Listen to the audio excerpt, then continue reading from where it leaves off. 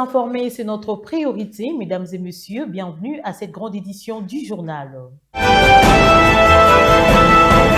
Ouvrons cette actualité pour parler de l'Église où les représentants provinciaux de la partie ouest de la République démocratique du Congo, les docteurs pasteur Grégoire Mbaya Wambaya, séjournent depuis ce jeudi 28 mai 2026 dans la ville-province de Kisangani où il tiendra en date du 30 mai 2026 jusqu'au 13 juin 2026 une conférence biblique à l'amphithéâtre de l'université de Kisangani tous les jours de 16h30 à 18h30. Ainsi, lors de sa descente ce jeudi 28 mai 2026, le peuple de Kisangani a réservé un accueil chaleureux au pasteur président de l'Union du Congo-Ouest, le docteur Grégoire Mbaya Mbaya.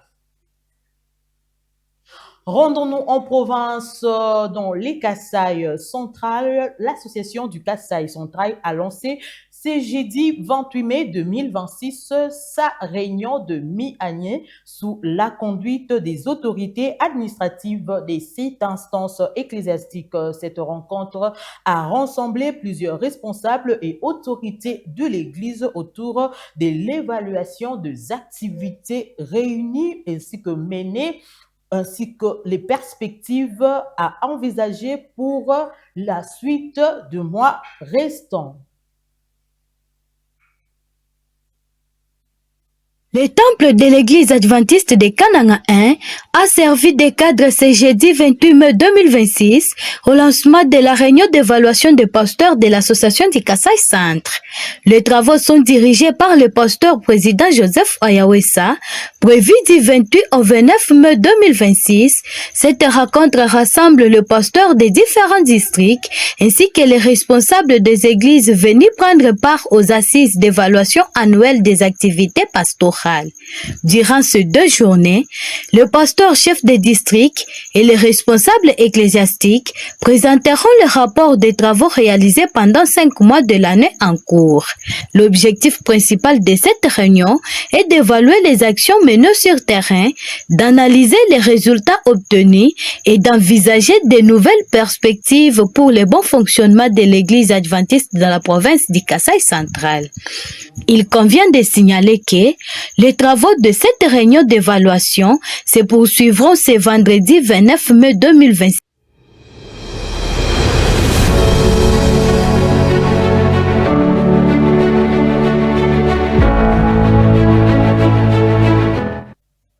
Autre chose, dès à présent, parlons de la fonction publique où le vice-premier ministre en charge de la fonction publique, Jean-Pierre Liao, a réaffirmé ce mardi 26 mai 2026 au Sénat sa détermination en République démocratique du Congo. Il a annoncé que désormais, tout recrutement dans la fonction publique sera obligatoirement soumis à un concours tout en promettant une tolérance zéro contre les phénomènes nouvelle unité. Le ministre a également averti qu'aucun recrutement sera effectué en dehors des textes légaux et réglementaires en vigueur ne sera reconnu. Concernant singulièrement la lutte contre le phénomène NU, nous appliquons une tolérance zéro à l'égard de tout recrutement fait en violation des textes légaux et réglementaires en vigueur. En décembre 2022, j'ai rendu public une circulaire portant interdiction formelle de tout recrutement de nouvelles unités. Cette mesure a été suivie d'effets immédiats. Des sanctions exemplaires ont frappé les récalcitrants et plusieurs hauts cadres ont été révoqués de l'administration publique. Et cette série de sanctions sévères va, si les choses se poursuivent, sans désemparer. Plus récemment, les secrétaires généraux ont signé, chacun à ce qui le concerne, un pacte de responsabilité dans lequel ils s'engagent à observer au sein de leurs administrations les principes fondamentaux de bonne gestion des ressources humaines. Le grand enjeu reste néanmoins la régularisation de nouvelles unités héritées de l'ancien système. Nous portons l'ambition sur pied de fermes instructions reçues de la haute hiérarchie de traiter cette question au cas par cas. Et de régulariser les nouvelles unités prestant réellement bien avant décembre 2022. Nous le régularisons progressivement, de façon méthodique et prudente, afin d'éviter les manipulations des listes par certains gestionnaires de services. Rendons-nous en province à l'occasion de la 11e édition d'Expo Béton 2026 organisée à Kalemi dans la province du Tanganyika. Le ministre des Ressources hydrauliques et énergétiques et l'électricité, Aimé Molindo Sakombi, a réaffirmé sa vision d'un Congo porté par la puissance énergétique. Devant les acteurs économiques et institutionnels, il a présenté l'électricité comme les socles incontournables de l'industrialisation, de l'intégration régionale et de la souveraineté économique de la République démocratique du Congo.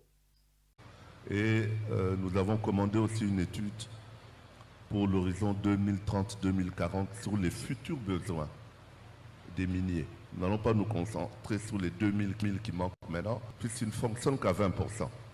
Donc, plus on va leur donner de la desserte, de l'énergie, plus ils vont augmenter. Et le but, vous le savez, du président de la République, c'est qu'il y ait de la transformation locale. Et pour ça, il faudra encore davantage d'énergie.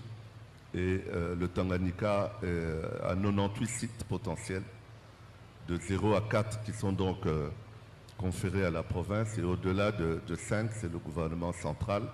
Les 98 sites sont à la disposition de la régie. Nous pourrons le distribuer pour que tous les investisseurs de 1-2 MW à une centaine de mégawatts. Voilà la première, la réponse à la première question. Quant à notre ami, oui, effectivement, à quand nous allons produire ou arrêter d'importer de l'électricité, mais nous avons une importation de 275 mégawatts à plus venant de Zambie et qui alimente directement les miniers.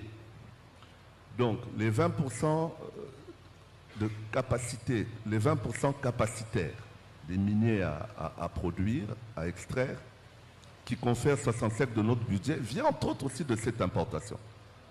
Donc le budget de la RDC dépend aussi de cette importation directement sur les miniers. Donc, si vous nous demandez d'arrêter, nous réduisons notre propre budget. Alors, il y a un conflit, je crois que c'est ça que le modérateur voulait aussi, un conflit entre la société ZESCO et la SNEL, je crois sur un litige qui porte sur 33 millions de dollars, non établi selon la SNEL, et je crois que la direction générale a déjà pris en charge en termes de groupe, de centrale, pour être déjà autonome. En cas de coupure, continuer à fournir à nos propres populations. Je voudrais que le directeur Tukuzu puisse nous compléter à ce sujet. Merci. Et à Kinshasa, le vice-premier ministre en charge de l'Intérieur, Jacquemin Chabani Loukoro, a présidé une réunion de la Commission nationale de lutte contre la fraude minière, afin d'évaluer les actions menées sur les sites miniers et renforcer la coordination entre les services concernés. Plusieurs mesures liées à la sécurisation du site, des contrôles des activités minières et au suivi judiciaire de cas de fraude ont été évoqués dans la perspective d'un site plus engagé de ressources minières en République démocratique du Congo. En tant que Commission nationale de lutte contre la fraude minière, pour faire le point sur l'état d'avancement des tâches qui nous ont été assignées à chacun de nous, pour que toutes ces exploitations illicites, qui non seulement créent énormément de dégâts environnementaux, mais appauvrissent nos populations et causent de grosses pertes à l'État congolais, que nous puissions savoir où nous en sommes et planifier le reste. En ce moment, il y a déjà des injonctions en matière de justice qui ont été appliquées et donc des actions de poursuite envers des individus sont déjà en cours en ce moment-ci. Les équipes sont en train de se préparer, de se renforcer pour descendre sur le terrain parce que ce phénomène devient un phénomène envahissant au niveau de la République. pour que nous allions sur terrain et que nous prenions les actions qu'il faut pour que cette activité illicite puisse être découragée et s'arrêter définitivement. Nous voulons voir les Congolais et les Congolaises profiter de leurs richesses, que ce soit en artisanal, que ce soit en industriel ou même en semi-industriel, mais ne pas voir ce que nous voyons pour le moment. Et c'était cela qui faisait l'objet de la réunion d'aujourd'hui. Les mesures sont appliquées sur terrain et beaucoup plus de mesures encore vont s'appliquer sur terrain et de contrôle également. En ce moment-ci, par exemple, il y a encore des équipes qui sont sur terrain pour regarder aux aspects environnementaux, aux aspects de légalité d'application ou des opérations qui se font, et également la problématique d'envahissement par les militaires sur les sites miniers est également prise en charge et graduellement, vous allez voir le progrès dans les jours à venir. Parlons du gouvernorat de Kinshasa dans le cadre des suivis de questions administratives de la capitale congolaise, Kinshasa. Le bourgmestre de Kinshasa ont été reçus ce mercredi 27 mai 2026 par Messieurs Blanchard Mongomba, directeur du cabinet du vice-premier ministre Adolphe Muzito, au cours d'une audience consacrée aux enjeux du gouvernance urbaine et de la coordination administrative de la capitale. Les bourgmestres des 24 communes de Kinshasa ont été reçus ce mercredi 27 mai à la vice-primature du budget pour évoquer notamment la question de l'assainissement de la capitale et leurs conditions de travail. En l'absence du vice-premier ministre du budget Adolphe Muzito Mfumunsi, la réunion a été présidée par son directeur de cabinet, Maître Blanchard Mongomba. Au cours des échanges, les autorités communales ont réaffirmé leur engagement à accompagner les instructions du président de la République, Félix Antoine Tshisekedi Tshilombo, en matière d'assainissement de la ville après sa récente ronde d'inspection dans l'est de Kinshasa et au grand marché Zando. Le collectif des bourgmestres a également alerté sur leur situation sociale, affirmant que depuis leur nomination, les bourgmestres ne perçoivent ni salaire ni prime. Ils plaident aussi pour davantage de moyens financiers afin de permettre aux communes de mieux assurer les opérations d'assainissement. Les conditions professionnelles, les conditions de travail que nous avons posées, et le directeur de cabinet a eu une oreille attentive et il a promis de transmettre toutes ces deux questions que nous avons posées à son Excellence, Monsieur le Vice-Premier ministre. Il a même promis qu'une séance de travail va avoir lieu entre les membres du cabinet et les collectifs de bourgmestres. Autre revendication, une réforme du système de perception de la taxe d'assainissement, les bourgmestres estimant que le cadre actuel prive les communes des ressources nécessaires pour agir efficacement sur le terrain. Lorsque l'on rend ces services publics d'assainissement, il faudrait qu'en principe nous percevions une taxe. Cette taxe-là, à ce jour, selon qu'il est placé dans l'ordonnance loi 18004, elle ne revient pas aux entités territoriales décentralisées, les communes particulièrement. Donc c'est une taxe qui nous échappe.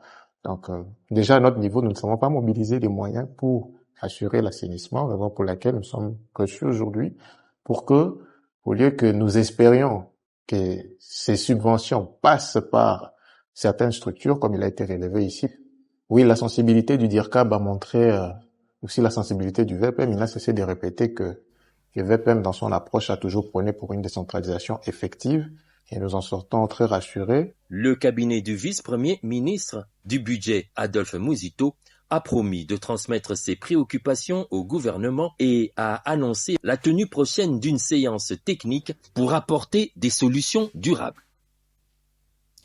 Et dans les lois là-bas, le gouvernement provincial annonce un renforcement du contrôle de l'utilisation de plaques d'immatriculation de services attribués aux véhicules officiels de l'État. Réunis autour du ministre provincial de Transport, Geoffrey Masuka, les services concernés ont examiné le mécanisme visant à assainir la procédure de délivrance et à lutter contre les usagers irréguliers. Des opérations de vérification sont prévues dans les prochains jours afin de faire face ainsi que de faire respecter la réglementation en vigueur.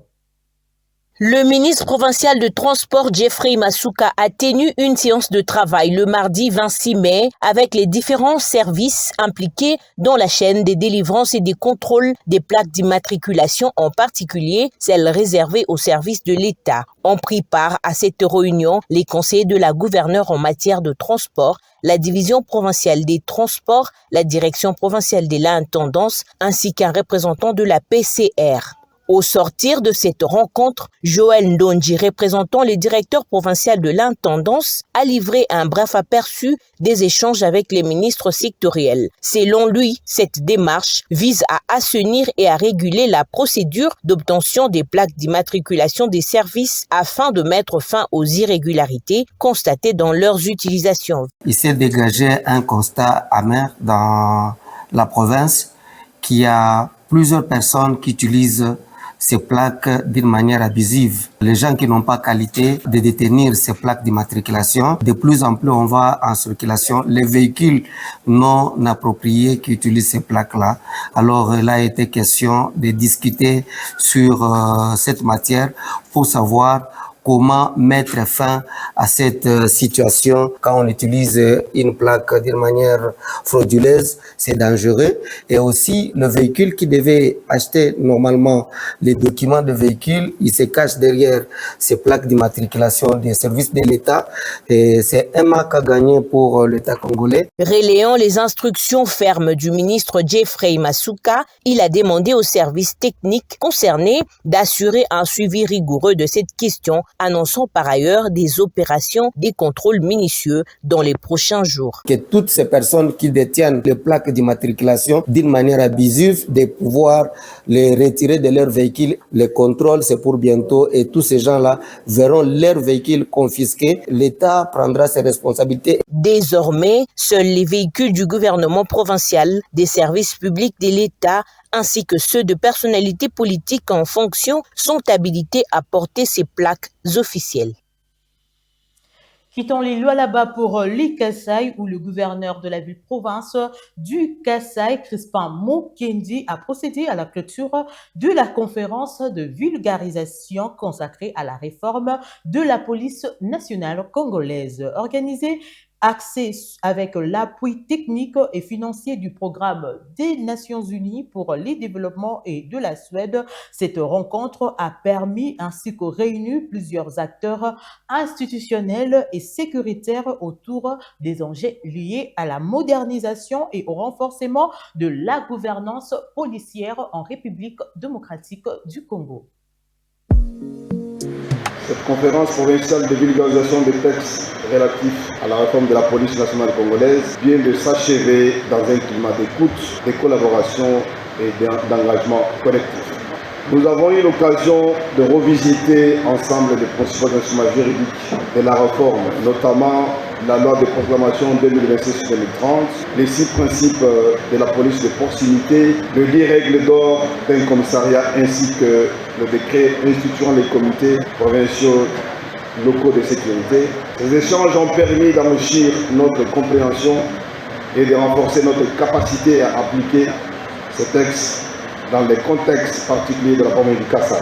En conclusion, je lance un appel solennel à toutes les parties prenantes. Faisons de l'esprit de cette conférence un levier d'action et de changement.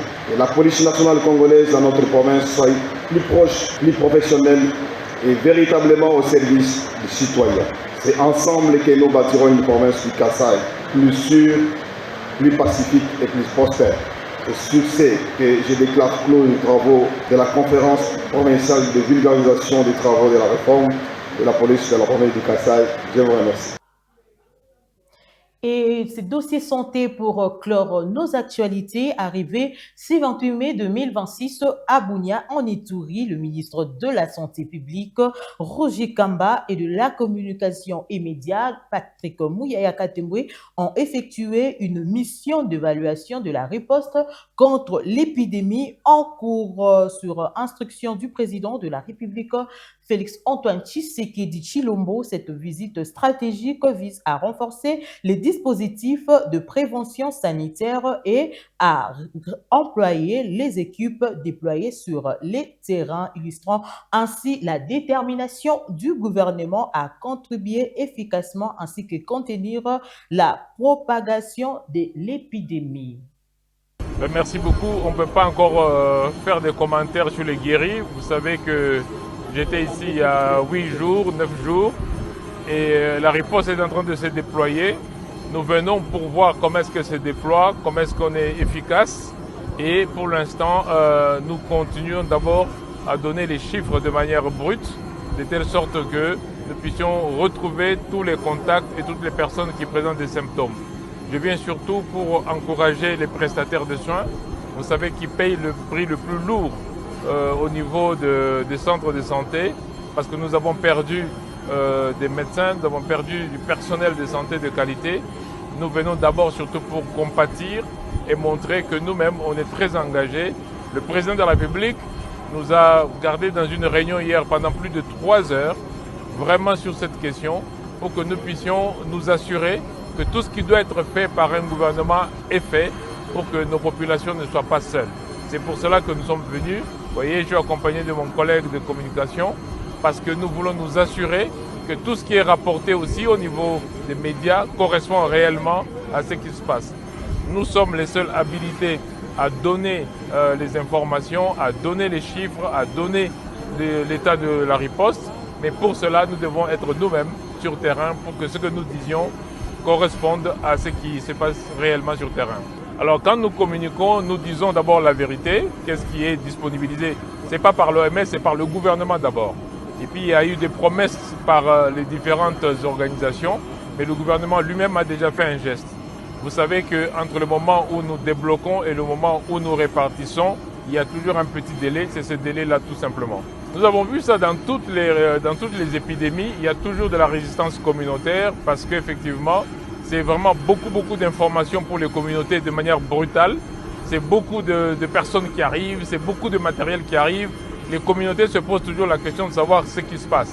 Et dans toutes les épidémies comme dans celle-ci, c'est vraiment la communication de risque et vraiment les engagements communautaires qui finissent par changer la perception. Et on voit toujours la confiance se bâtir progressivement. Bon, la plupart des personnes que nous avons maintenant, c'est vraiment les contacts des malades qui ont développé des symptômes ou qui ont développé la maladie. Cependant, effectivement, nous avons quand même des facteurs de risque comme les déplacements des communautés. Et c'est un facteur de risque important dont nous tenons compte dans toute notre stratégie, dans toute notre planification. Dans le même contexte sanitaire, face à la 17e épidémie d'Ebola qui frappe la RDC, l'Égypte a remis un premier lot de médicaments destinés à soutenir la riposte sanitaire réceptionnée par le ministre des Affaires sociales. Cette aide humanitaire vient renforcer la prise en charge des personnes, des patients et illustre l'élan des solidarités internationales mobilisées contre la souche Boudibogo. Premier lot du don en médicaments de la République arabe d'Égypte destiné à la République démocratique du Congo dans le cadre de la riposte contre l'épidémie à virus Ebola est arrivé à Kinshasa dans la nuit du jeudi 28 mai 2026 aux environs de 3 heures du matin par un vol régulier de la compagnie égyptaire à l'aéroport international d'Indjili.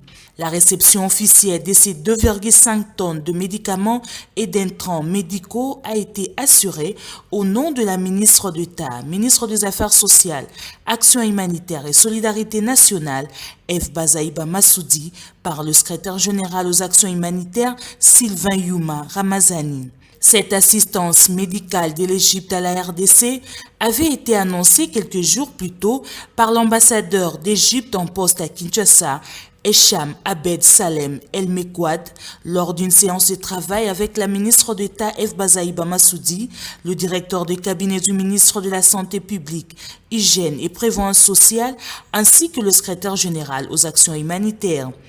Au cours de cette rencontre, les échanges avaient porté sur la situation sanitaire et humanitaire liée à l'épidémie d'Ebola, ainsi que sur le renforcement de la coopération entre les deux pays dans les domaines humanitaires et sanitaires. La cérémonie de réception de ces premiers lots s'est déroulée en présence du représentant de l'ambassade d'Égypte en RDC ainsi que du directeur de cabinet de la ministre d'État, Aldarish Luboya Freeman. C'est par cet élément de santé que nous mettons un terme à cette grande édition du journal. Si vous aviez apprécié, dites un grand merci à Claude Kaja, Jupsi Mabatanga, Jordi Chamalinga, c'était Pierrette Ngoï, Kankish à la présentation et derrière la caméra, il y avait Étienne Congo à la réalisation, il y avait Richard Kapoukou et Benoît Chikala Lumamba. Au revoir et à très bientôt pour la prochaine édition.